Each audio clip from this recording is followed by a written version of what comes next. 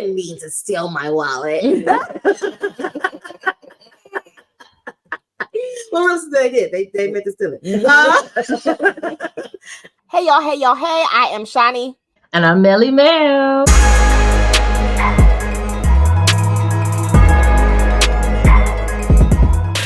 Welcome to the unscripted world of Boldly Untitled, the podcast where two untitled best friends of 25 years get real and raw about everything life throws their way.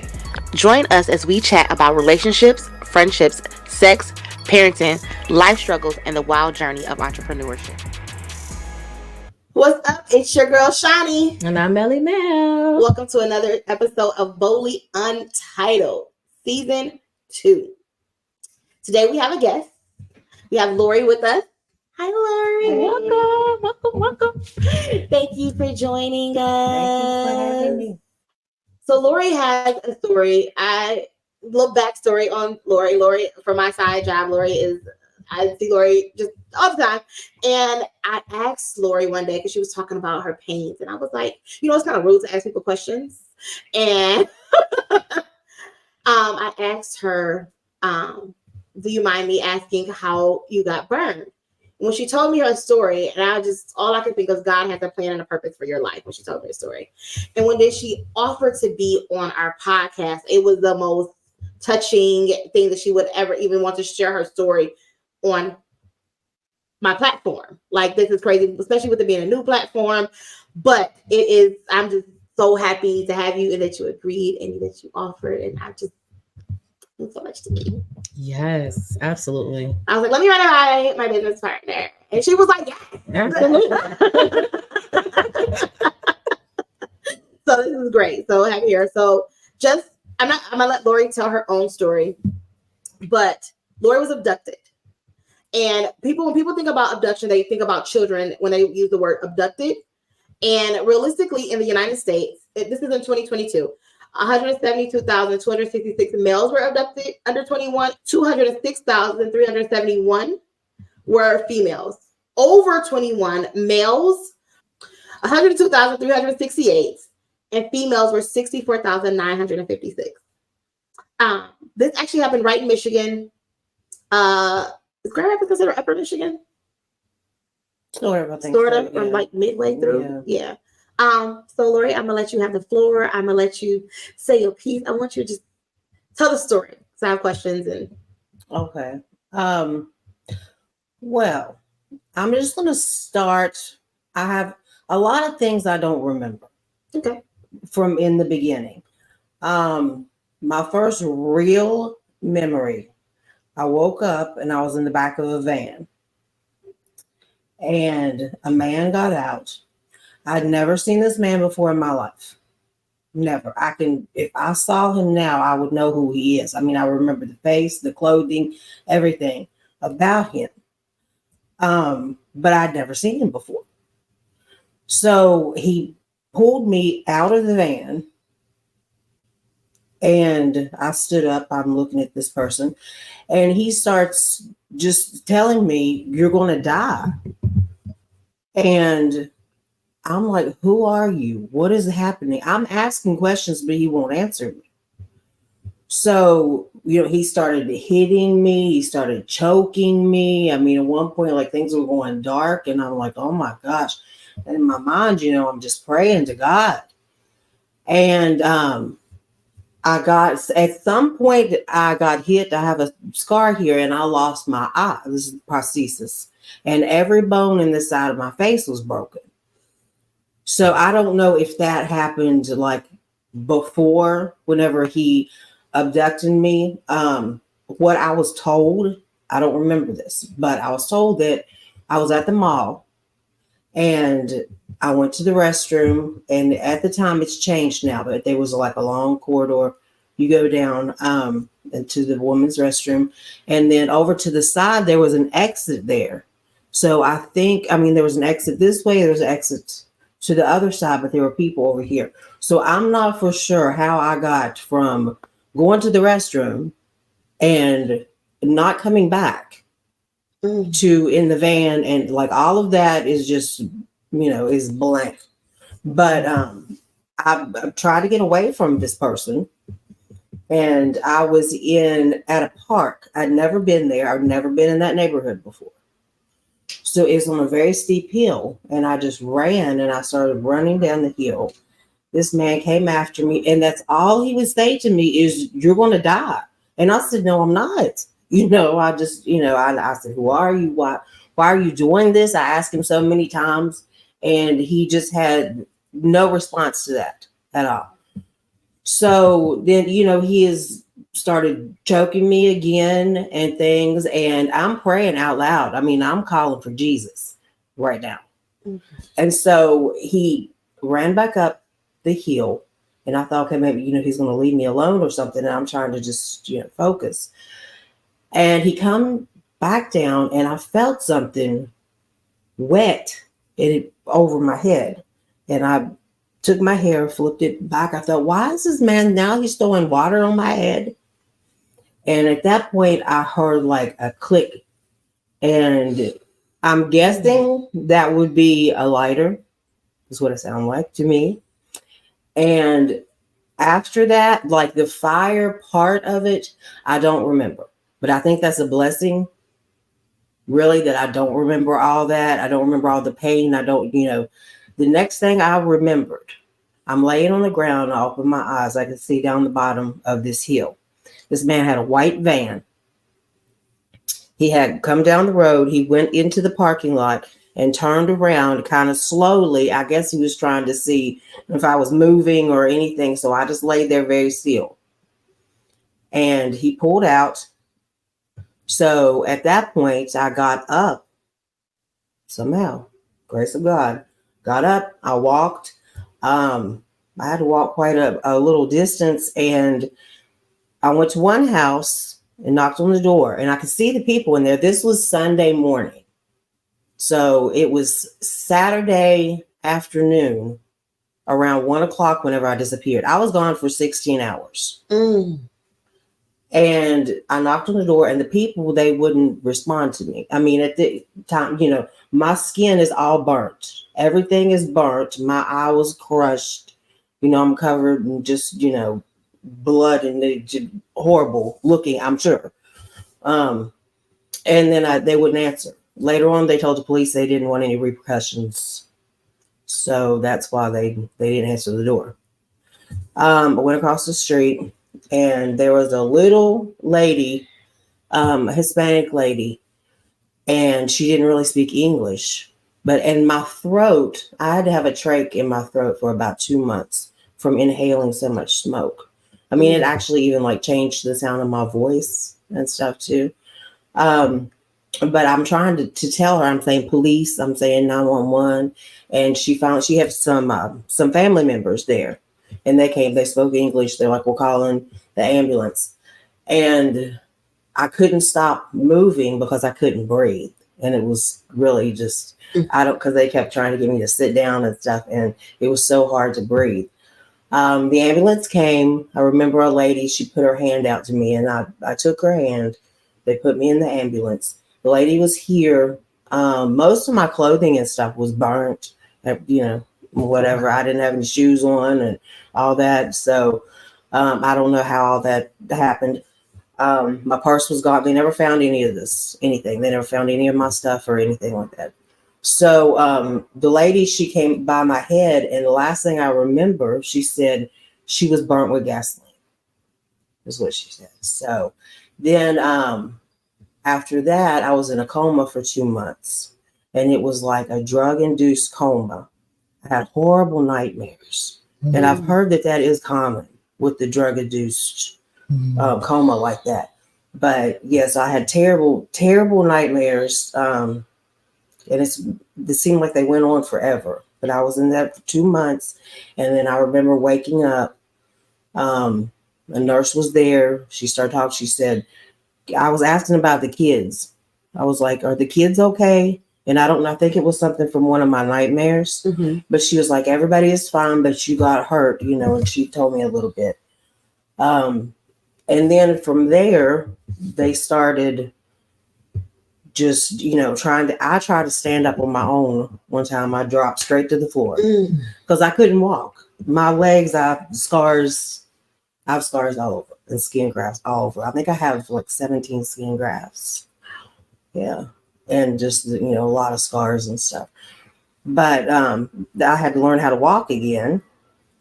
And then the first time I took a shower, that was extremely painful. It was like, I've never been in pain like this before. And, I have 2 children and we know how childbirth is. Right. Okay. But childbirth was nothing compared to this. Nothing. It really wasn't.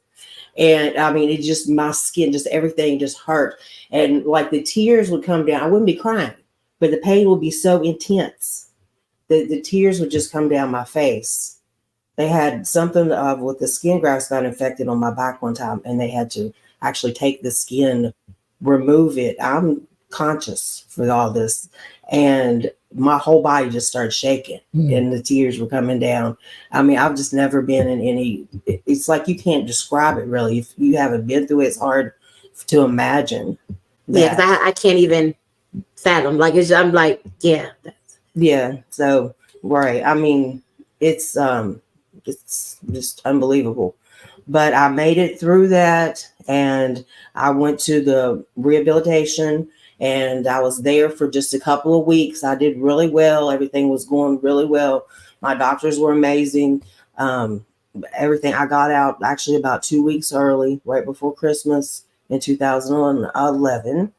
And yeah, it happened the beginning of October. So, and then whenever I got out, I pushed myself a lot to heal. They were saying things to me like, my head was bent, and they said, you're not be able to move your head up like this. I said, give me one of those collars that you put on people when they have a car accident. And I wore it. And I mean, it stretched my skin, as you can tell, but I can move my head. And they said one of my arms, I was burnt badly under my arm. I worked with it all day, every day, until I could raise my arms and walking and everything and just getting stronger. And I do still have a lot of pain because I had, the nerve damage and stuff. So I still have a lot of pain from that. But yeah, that was basically it. And then I've just tried to move forward from that point because, I feel the same way, like you said, that there was a reason that I was here. One thing I know, I have 3 grandchildren, and none of them were born until after, I was burned. So that's a huge blessing that I got to be here for this. Wow. Yeah. So he took you, and then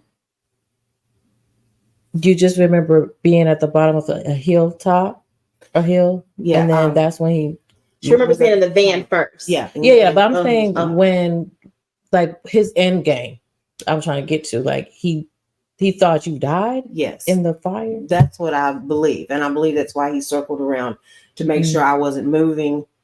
And I think he thought, that I was gone. Now, they never caught this person.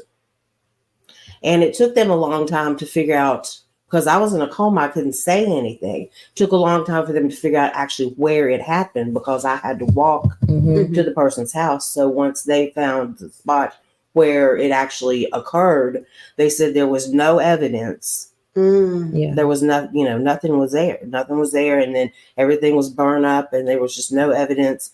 And this person just disappeared. Were you at the mall by yourself? No, I had a friend that was with me. Yeah. And then they just like, where did she go? Type situation. Right, oh, wow. Right. Yeah. So then the police were called. You guys were at the mall, and you're like, I'll be right back. Go to the bathroom. Right. Oh my God. Right. I can't imagine. I cannot imagine. What was starting life after that? Because that's like even like, despite the pain, like mentally having to like look at even people and trust people. Now, like, did somebody set me up? I've never seen it. You know what I'm saying? Like, what was that like afterwards? Actually, I was more focused on myself. Now, my family, especially my mother, she had that in her mind that somebody had done this to me. This is something done on purpose for whatever reason. But honestly, I have no idea. There's nobody in this world that I could think of that would, excuse me, that would ever want to cause me any harm. You know, so me, I was more focused on getting myself together and, you know, just getting back, because I've always worked. I've always, you know, been a pretty independent person, and I wanted to be that independent person again. When you were going through all that in the moment, was there something that was pulling you through? Like, I have to live for this reason. Well, as I said, my grandchildren were being born at that time. My grandson was born just really shortly after this had happened.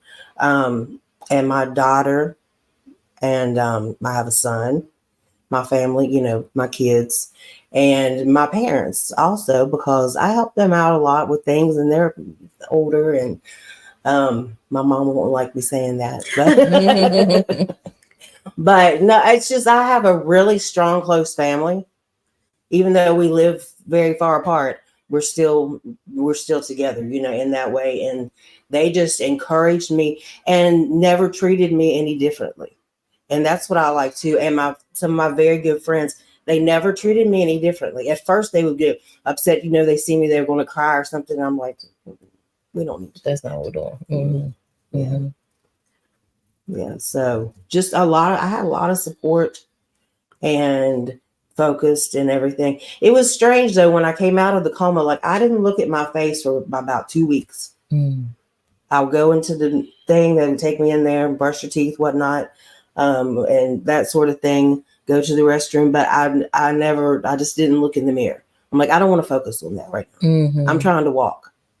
Wow. Yeah. And that's, you know, they asked me at the rehabilitation, they said, what do you want to do? What is your goal? I said, walking. We're going to start there. Then we're going to see what happens after that. So I just kind of did it one step at a time.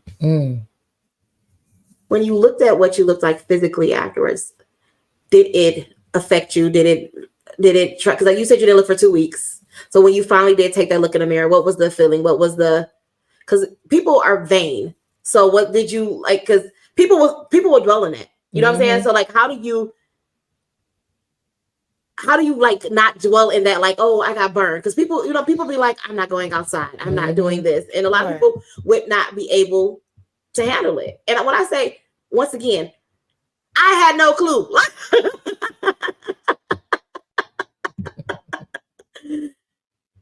Well, people see me, but I don't see me unless I look in the mirror. My me is in here. So I don't even, you know, and this is the first time I really actually got the chance to like do this. Right. And I'm like, she's so pretty. And I seen the pictures off of and like even despite the burns, like, you know what I'm saying? Like, I'm like, I saw the pictures from when you told me and I looked it up online or whatever. I'm like, Lori's so pretty and you still look so pretty. So like, even though the burns, and I only see the burns from like here, because most of the time you have a mask on, and that's because of COVID, not because you're trying to hide anything either. Right. But I'm like, Lori's so pretty. Yeah. I'm like, oh.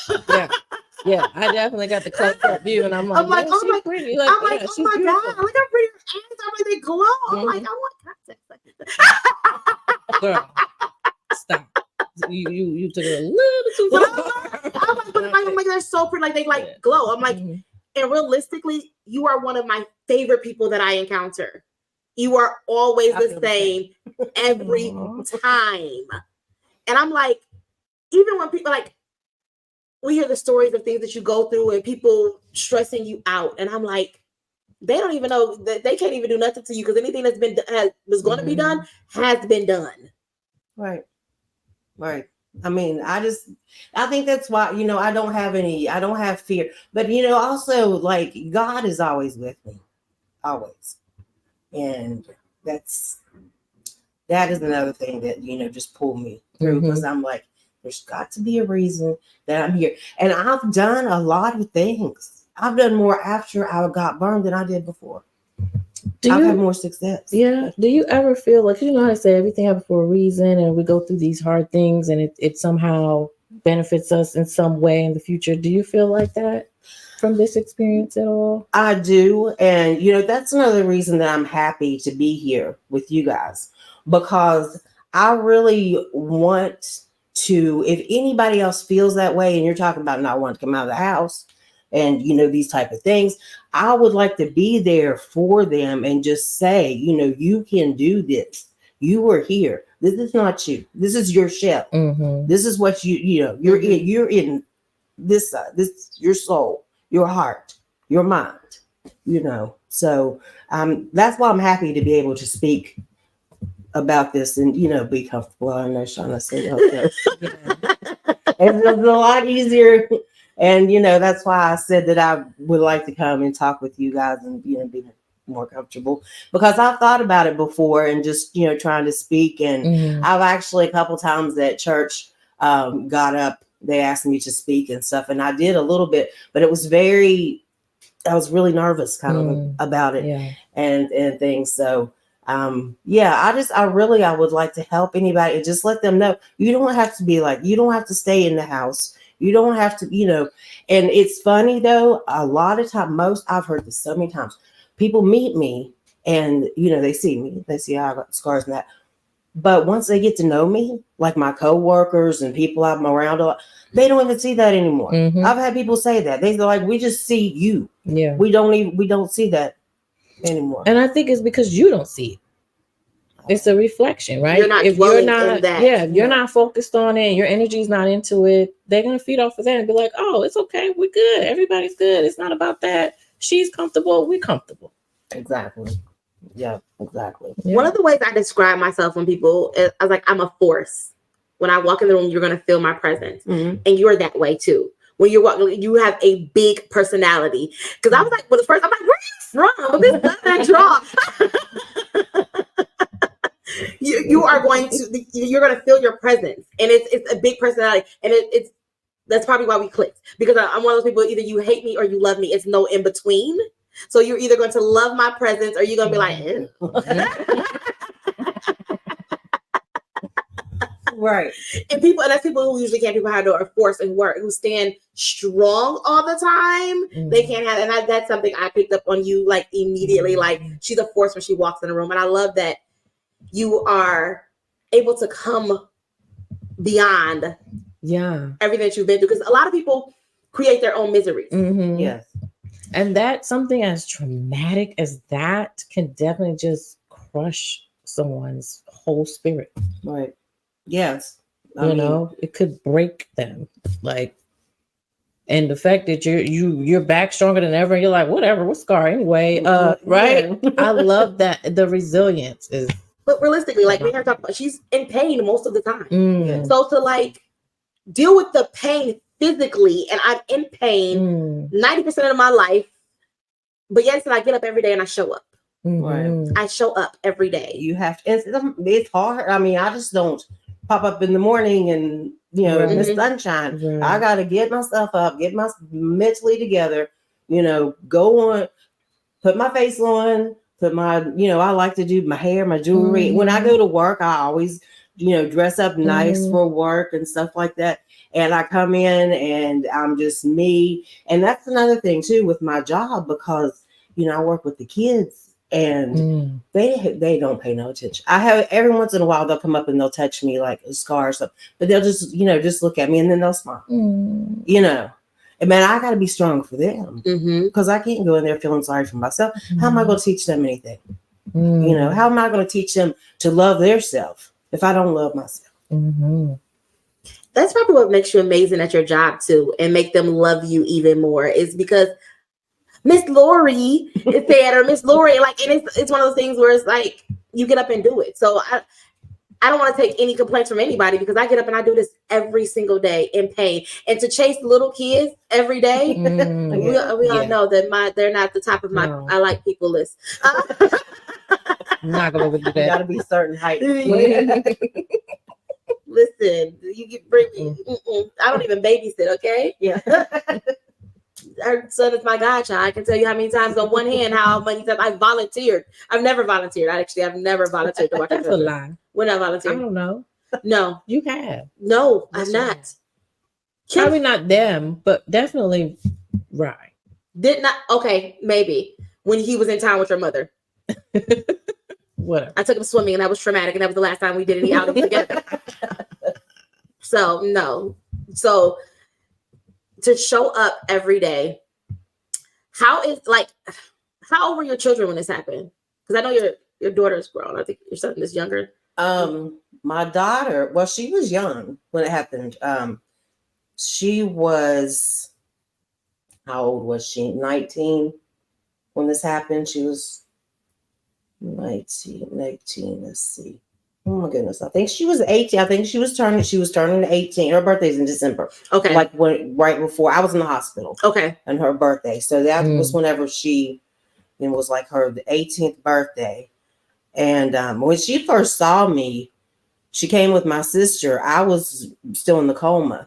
And they said she just sort of freaked out and she was just crying and saying something. Yeah, but she said, she's like, I knew it was you because I saw your glitter nail. And the toe, she said, I saw your glitter nail. She's like, and then I knew it was you or something because I was bandaged from, all over, completely bandaged. But then my son was in West Virginia, and whenever I went there and I saw him and stuff, it was just, we were the same. He didn't cry and be upset, and we were just the same as we all have always been. And he is 4 years younger than my daughter, so he was younger at the time. What's great, what stood out to me is that you never worried about the person that did it. You had to worry about yourself. You were like, I don't know what it was, why it happened, but I can't concern myself with that. No. That you didn't get consumed in who did this. There's a lot that you could have got caught up broken. You could have got caught up in a lot, trying to find this man, trying to get revenge, your self-esteem, your beauty, whatever, your vainness, a lot of stuff could have consumed you. Right. Do you feel like it was a challenge for you to get here, or you feel like you always had that strength in you? I believe that I have always had this strength. Because my mom said I was just a child that just went full force, and she said it drove her crazy back then, but now she understands why I was made that way. Because God knows what's going to happen. He knew what happened exactly. He knew this was going to happen, but he knew I'd be okay. It's. I was saying something the other day. It was a passenger who was really like nasty to me for no reason, and they were a wheelchair patient. And I see it a lot where people who have a disability or something happened to them, trauma, where they are so nasty and so mean and so rude to other people because they're so angry about what's with them. Right. And I try to be as empathetic as possible, but at the same time, I be human. I'm like, right. I got it right.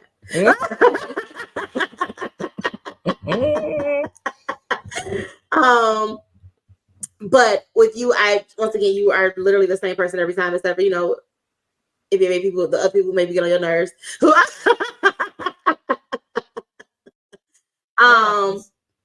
And I love how it did not take you out. Like, so I heard you say, like, you to tell your story, and like, is that something you want to be, as like a public speaker, and that you have thought of, or starting something? I really would. And especially, burn patients or burn victims, of course, would be my main people that I would want to talk to and encourage, especially young people. I actually did, because I went to school for medical assistants after I was burned. And I did that first before I got with the kids. But we had an externship. And so I went to the burn clinic, same burn clinic that I was in. Oh, wow. And worked and got to see a lot of people and talk to a lot of people. And whenever I came in, I remember one guy, and he was freaking out, and his hands were burned. He had some bad burns and stuff. And I came in and he saw me. And this is, some years ago. If you look at my photos and stuff, like on Facebook and things, you can see how I've improved, you know, and I've had a lot of surgeries and stuff too. But this was kind of in the beginning, and he just looked at me and he was just like quiet. And I started talking to him and stuff. And he just, you know, chilled out. And I love doing that. I do. I mean, just being able to talk to people. And even if it's somebody, it doesn't even have to be burns, because people, they go through a lot of stuff, like you say, and then that it just affects them just to the inside, to the core, like literally takes them out and eats inside of them, where they can no longer be the great person that they were before the incident or whatever the case may be, to change them. Right. Yeah. So yeah, I mean, I really would like to be able to motivate people. That's powerful. You know, I can just only imagine me being, you know, a burn victim in the hospital, whatnot, and then a burn victim comes to take care of me. That's powerful.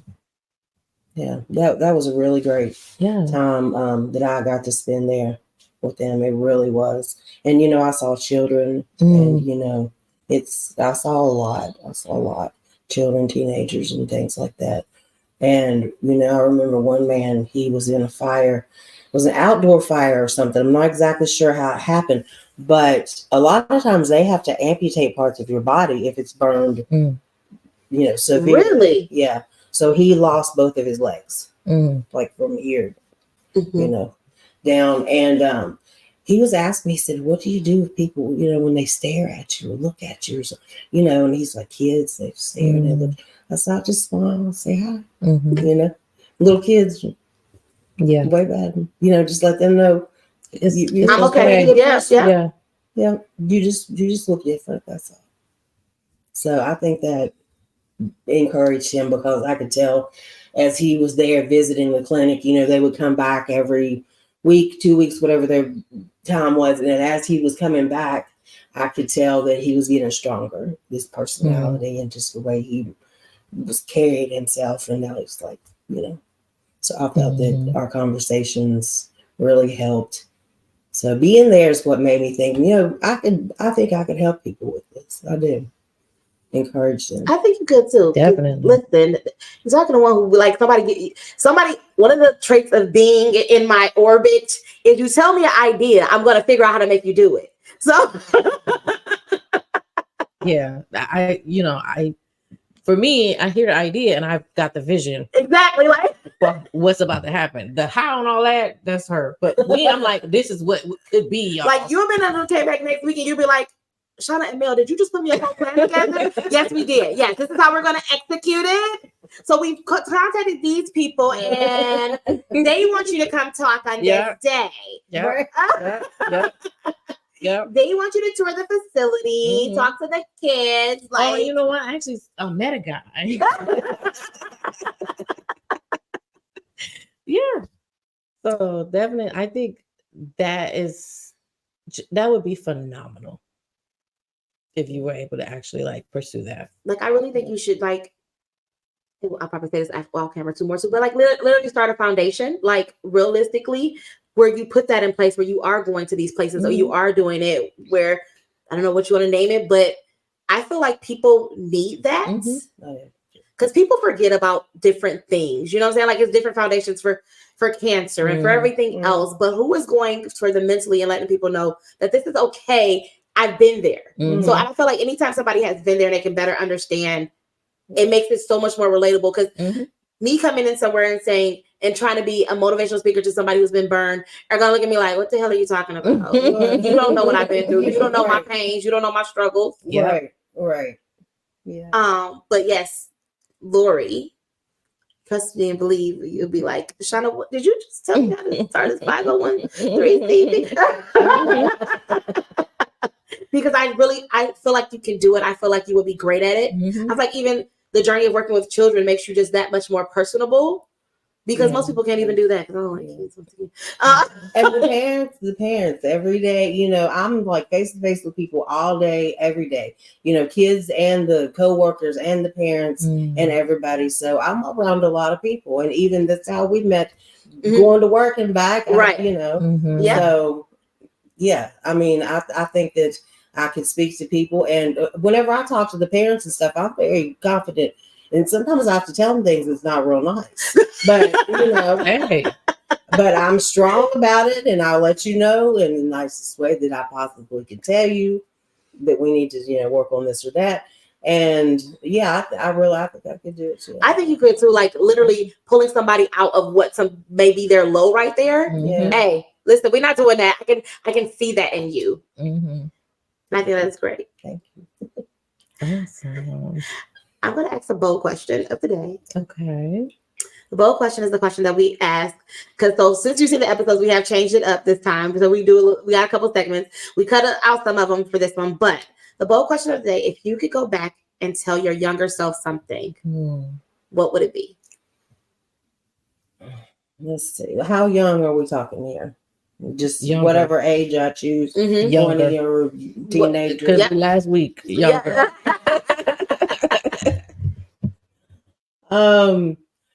Gosh, I don't know. I think one thing, like the things that I do now, like I said, I've done more after I've been burned than I did before I was. I would like to go back and say, hey, start now doing something.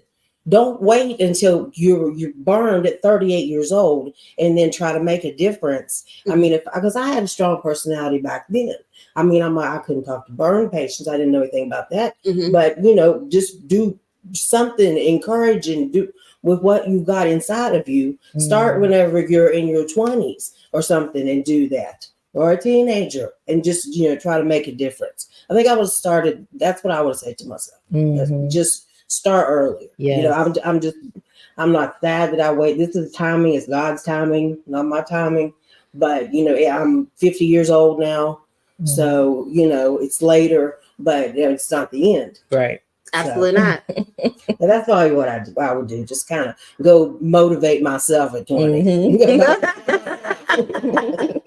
Now, what would you tell your younger self? Don't be too hard on yourself, girl. It's okay. Just do you. That's good. Yeah. That's good advice. Yeah. Good advice for because everybody. I'm very judgmental on myself.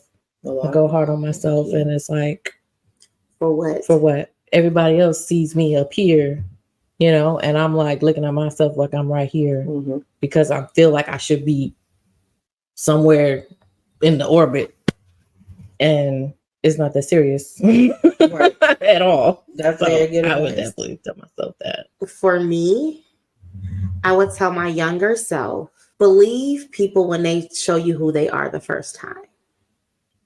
That is something I have struggled with in life. Of, not when people show up, I'm like, oh, it's okay. They're just gonna, you robbed me again that time. Then you're not gonna do anything to me again. Like,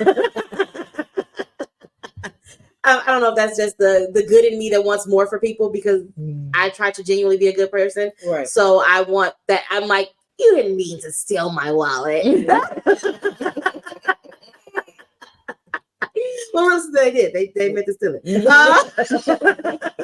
I think that would be what I would tell my younger self is believe people the first time, and it would save you a lot of heartache. Save you a lot of heartache. If people wanted to find you or tell you, like, follow you on Facebook or something, so they can reach out and say, hey, come. I want you to speak at my church. I want you to speak to these people. I want you to speak at my school to people, something. Where could they find you?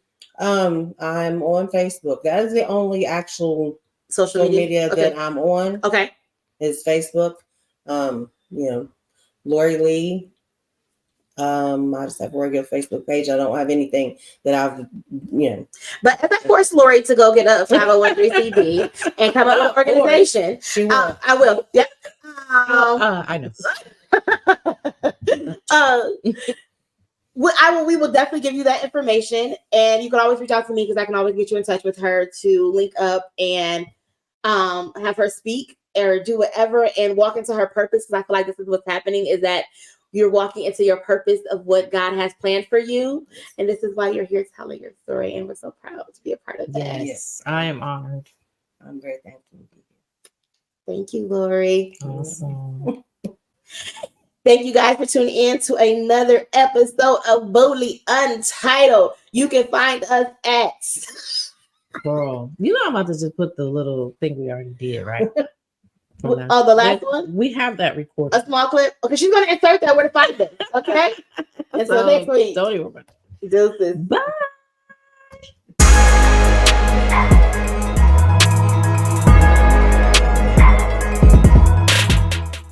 Do you have a topic or question for Melly Mel and Shawny?